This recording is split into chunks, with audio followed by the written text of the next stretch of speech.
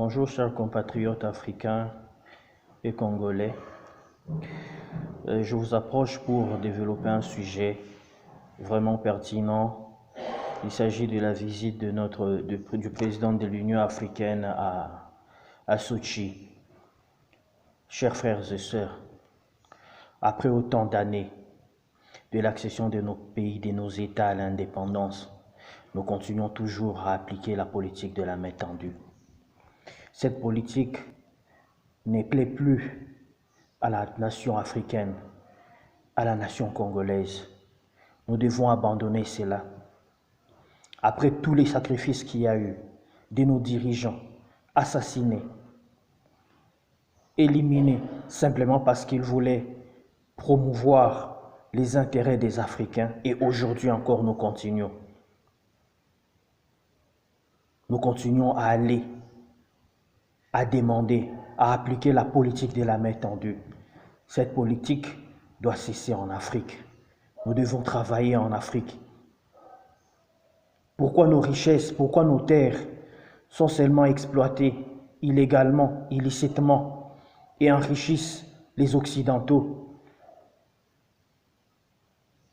Et nous devons toujours continuer d'aller vers eux pour demander, pour solliciter de l'aide.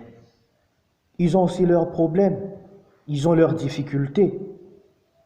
Faisons en sorte, chers Africains, de prendre conscience, de cultiver. Nous avons des terres arables.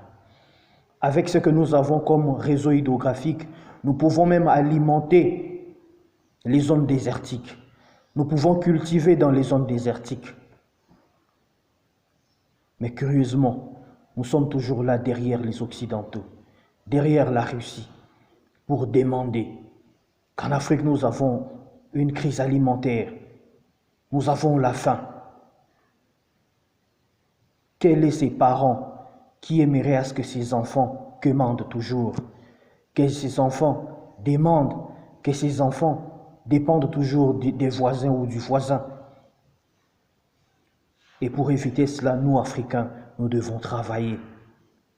Nous devons honorer la mémoire de nos dirigeants qui sont morts afin qu'aujourd'hui, nous ayons les indépendances, afin qu'aujourd'hui, nous soyons autonomes, nous soyons des États souverains que nous ignorons. Et c'est ce qui est vrai, apparemment, les Africains, nous ignorons. Alors que dans des grandes universités à l'étranger, nous réalisons des records. Nous sommes respectés, mais nous-mêmes, nous ne nous respectons pas, simplement parce que nous appliquons la politique de la main tendue. Il est temps, avec le peu que nous avons, avec les intelligences que nous avons, ne promouvons pas nos faiblesses, nos divisions, mais promouvons nos forces, notre amitié, notre fraternité. Et c'est ça même la raison, le fondement des organisations régionales ou sous-régionales. C'est pour tisser des bonnes relations, c'est pour développer des rapports économiques, politiques, financiers, sociaux, et que sais-je encore. Mais si nous nous unissons, si nous nous réunissons pour arrêter des stratégies, comment demander à l'Occident, ce n'est pas une bonne chose. C'est pourquoi, chers compatriotes africains, chers compatriotes congolais, honorons la mémoire de ceux qui se sont bâtis, de ceux qui se sont battus pour l'Afrique, pour le Congo. Kwame Nkrumah,